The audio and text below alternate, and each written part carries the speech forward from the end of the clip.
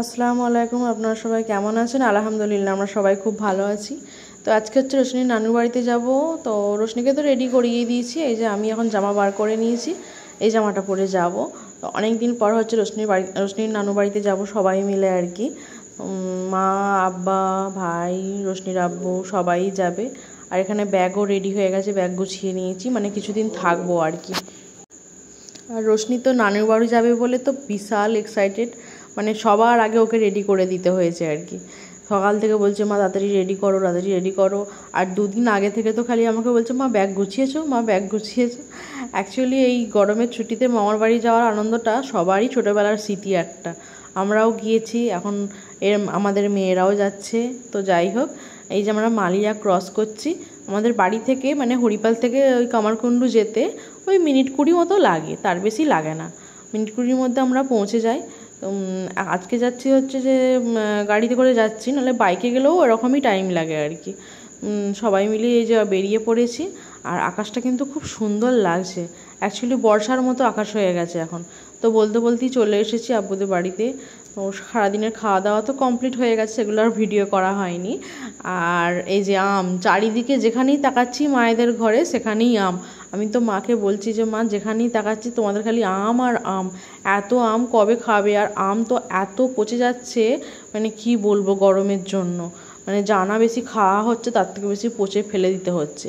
আর এটা হচ্ছে আমার আব্বুদের বাড়ি, এটা হচ্ছে পুরনো সাবেকি আমলের বাড়ি, মানে আগেকার দিনের যেমন বাড়ি হতো আর কি, লম্বা একটানা।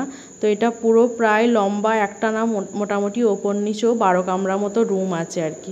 সবারই আছে এরই মধ্যে, তো আমাদের একার নয়। তো আগেকার দিনে যেমন বাড়ি হতো সেই রকম। আর এই দেখুন আমার মা এই মানে টবটায় আর কি ওই করলা গাছ বসিয়েছে। পাতা তো ভালোই বেরিয়েছে, কিন্তু করলা হবে কি আমি জানি না।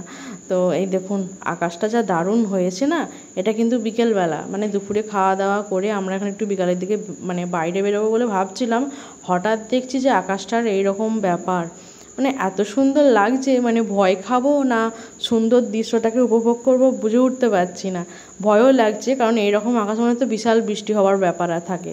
তো তারই মধ্যে বেরিয়েছি, অনেক দিন পর আর কি বেরিয়েছি আব্বুদের বাড়িতে ওখানে ঘুরতে বেরিয়ে। তো এইটা হচ্ছে আমাদের ঈদগাহ, এখানে ঈদে বকরিদে নামাজ পড়ানো হয়। আর আমার মেয়েও আমার সঙ্গে বেরিয়ে পড়িয়েছে যে মা চলো তোমার সঙ্গে আমি একটু ঘুরে আসি। তো চারিদিকটা আর কি ভিডিও করছি, একটু দেখছি, অনেক দিন পর হাঁটতে বেরিয়েছি। তারপর এসে সন্ধ্যাবেলা রোশনি বললো মা একটু পিৎজা খাবো। তো পিৎজা খাবো বলছে, মানে অর্ডার এখন তো আর সিঙ্গুরে গিয়ে আনতে অনেক লেট হয়ে যাবে, তাই জোম্যাটোতে অর্ডার দিয়েছিলাম। ওর নানু ভাই অর্ডার দিয়ে দিয়েছিল, তো পিৎজা আর চাউমিন। তো পিৎজাটা তো মোটামুটি ঠান্ডা হয়েই গেছে বলতে গেলে, চাউমিনটা হালকা হালকা গরম আছে, কারণ কন্টেনারের ভেতরে আছে তো, তো হালকা হালকা গরম আছে। অ্যাকচুয়ালি ওরা যা টাইম দেয় সেই টাইমের মধ্যেই এসেছে। ওরা 40 মিনিট টাইম নিয়েছিল, 40 মিনিটের মধ্যেই কিন্তু পৌঁছে গেছে। কিন্তু কথা হচ্ছে যে এতটা দূর এলো আর এরকম বৃষ্টির ওয়েদার, সেজন্য ঠান্ডা একটু হালকা হালকা ঠান্ডা হয়ে গেছে। আর এই বৃষ্টির দিনে কিন্তু পিৎজা, চাউমিন এগুলোই কিন্তু বেশি ভালো লাগে খেতে। তো পিৎজাটা মোটামুটি ঠিকঠাকই এসেছে। আমি ভাবছিলাম হয়তো যে ভেঙে টেঙে বা খারাপ টারাপ হয়ে যাবে হয়তো, কিন্তু ঠিকঠাকই এসেছে। আর রোশনির তো পিৎজা খেতে খুব ভালোবাসে, খুবই ভালোবাসে। আর ওই কর্নগুলো কিন্তু ও খায় না, ও পিৎজা খাবে যখন ওই কর্নগুলো বেছে বেছে কিন্তু আমাকে দিয়ে দেয়, বলে মা তুমি খেয়ে নাও কর্নগুলো, আমি খাবো না। এই দেখুন রিভিউ দিচ্ছে খেয়ে আর কি। তো এটা ছিল রেলিস, সিঙ্গুর রেলিস যে রেস্টুরেন্ট, রেলিসের পিৎজা আর রেলিসের চাউমিন। চাউমিনটা কিন্তু আমাকে ভালো লাগেনি, কারণ চাউমিনটা কেমনই একটা লাগছিল, যেরকম ভাবছিলাম সেরকম নয়, খুব টেস্টি নয়। আর পিৎজার সঙ্গে ওই মেয়োনিজ আর একটু সস দিয়েছিল। তো খাওয়া দাওয়া করে নিয়ে এই যে রোশনির এখানে হচ্ছে মানে খেলার খাট, রোশনির এই ক্যাম্প খাটটা এখানে থাকে আর কি। এখানে এলে ও এটাকে বিছিয়ে এর মধ্যে খাবে, এর মধ্যেই ঘুমাবে, এর মধ্যেই খেলা করবে। আর এই দেখুন চারিদিকে মোটামুটি 40টা বালিশ দিয়ে এটা হচ্ছে ওর খেলার জায়গা। এর মাঝে ও খেলনা নিয়ে খেলা দেবো সারাদিন। আবার খেলনা নিয়েও এসেছে এবারে ব্যাগে করে, ওই বল, তারপরে আঁকার সব মানে কালার টালার সব নিয়ে এসেছে আর কি। তো যাই হোক, এইভাবে সারাদিনটা তো আমাদের কেটে গেল।